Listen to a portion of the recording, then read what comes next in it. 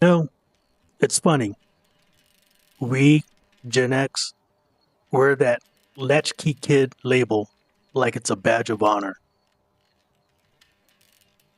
We treat it like the origin story of our superpowers. I drank from a hose. I walked home alone. I wore a house key on a shoestring around my neck like a dog tag. I cooked dinner on a gas stove at age 9. We tell these stories to millennials and Gen Z like we're bragging about surviving a war. Like it proves we are harder, better, faster.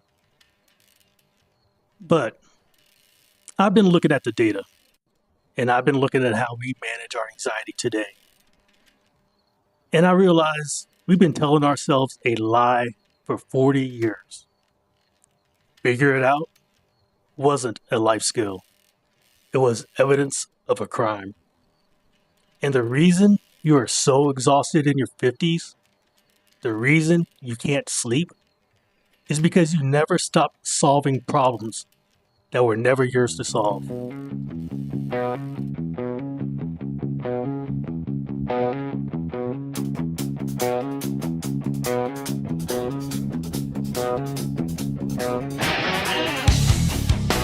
Welcome back.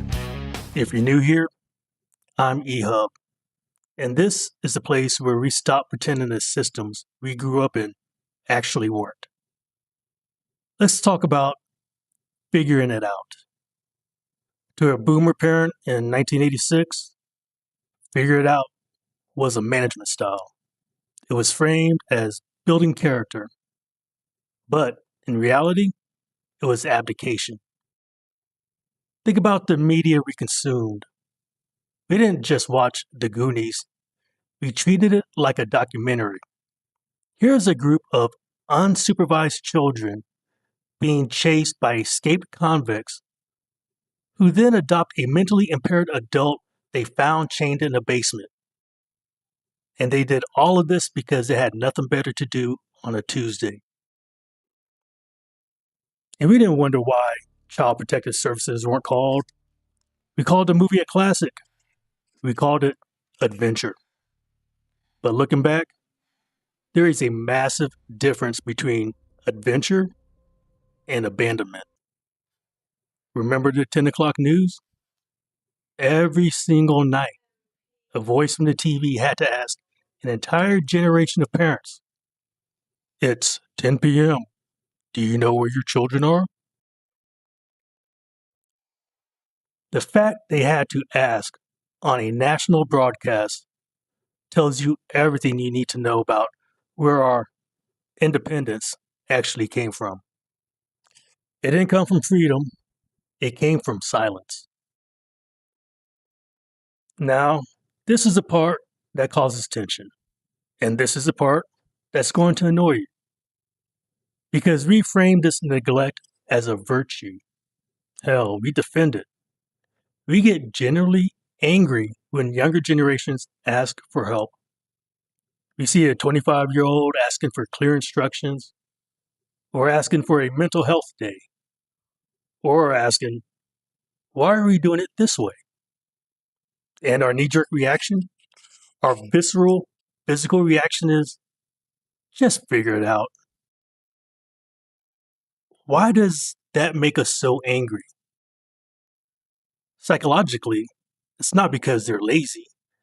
It's because their request for help triggers a memory of when we needed help and nobody came. When you are forced to navigate the world before you are developmentally ready, your brain rewires. It decides that dependency equals danger. If I have to ask for help, I have failed. If I have to ask for clarity, I must be stupid. If I admit I don't know what I'm doing, uh, now I'm vulnerable. And in 1985, vulnerable meant you didn't eat.